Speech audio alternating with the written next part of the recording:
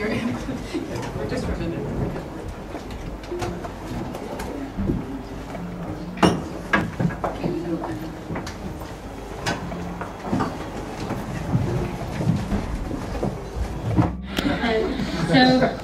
This one's called Shixi, which is a Jewish word for a non-Jewish woman. In America it seems to just mean you're not a Jewish woman, but in England it's much more means scrubber or somebody you definitely don't want your parents to know you're going out with. So you don't even need to be non-Jewish to be a Shixi, really. So this is for all those situations where you're the invisible or secret or otherwise shameful woman. Shixi. Scrubber, slattern, slag, doxy, white trash, bit on the side, not to be taken home, taken in your mouth, not to be taken to heart. A pickup, practice run, on, off, on, part-time, daytime, texts only, token gesture. Someone you're sort of seeing, but only with one eye. Don't need to tell you which eye. This one's the night bus. This is a huge, very ugly, middle-aged man dressed up as a pregnant woman.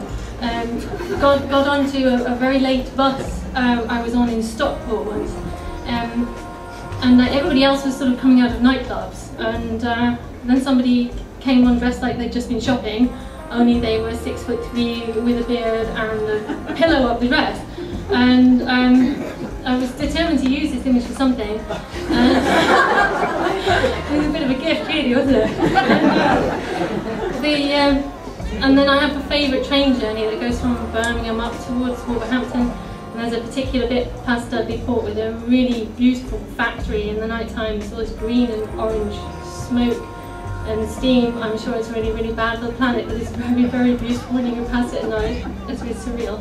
So I stuck the two together and I moved the Stockport man to Dudley Port. I can't really explain why, but anyway, this is the night bus. The last bus out of Dudley Port on Tuesday night is miles from the shops. Flagged down by a woman so pregnant she has to turn sideways to get on board, and then takes up all 3 of the seats reserved for elderly or infirm. She has 12 carrier bags from Mothercare and Ethel Austin, worn out, faded, bags full of holes, spilling dusty clothes and nappies. When she leans back against the window, her hair slips forward over her huge face. She's bright red, except for a 3-day beard. It doesn't match the wig. Her support stockings need hitching. A striped pillow slides out from under the monstrous dressing gown. And every other sadness that takes the last bus home climbs on, arguing who has the right change, edges past her belly, her bags, her smile, stares out of the window, past their own reflection at green power station clouds, finds their own losses, their missing lives, too quietly dressed now, shy, undramatised. Now I'm going to move on to a few standard "oh dear, he's dumped me" poems, which everybody has to do once in their life. I have to teach far too much about iambic pentameter, which I really don't get, because I teach GCSE and A-level. And what I do know is that you have to count syllables, and that if you get a word that has 2 syllables, sometimes it's an iamb. And I thought I would try and write an iambic pentameter sonnet. I failed, by the way, so please don't try and count them. But I realised that the word delete was an iamb in itself, and I wanted to write a poem about when you get to the point where you filled up your mobile phone and you have to delete all the messages you thought you'd want to keep. And you have to choose which one, and then you go through them and you have to delete them all. It's really sad. And so if you put 5 deletes on one line, you've made an iambic line. So I thought that's easy, I can do that. So it's called delete. Oh, and also I've also thought that iambic pentameter is a bit wanky. So I say this is my masturbation poem.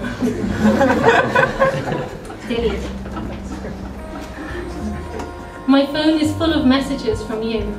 No one calls, they can't. I'm out of order. It shudders, makes a small protesting sound, as if something were trapped inside. It is. 70 messages. 50 in love, then the rest that deal with return of clothes. I copy them out, one by one, retype you. My fingers follow the path yours followed. Letter by letter, line by line, I slide my fingers down your wrist until my palm lies underneath your palm. Backspace, delete. I'm you and you are loving me. Delete, delete. The evidence is in my hand. Delete, delete, delete, delete, delete.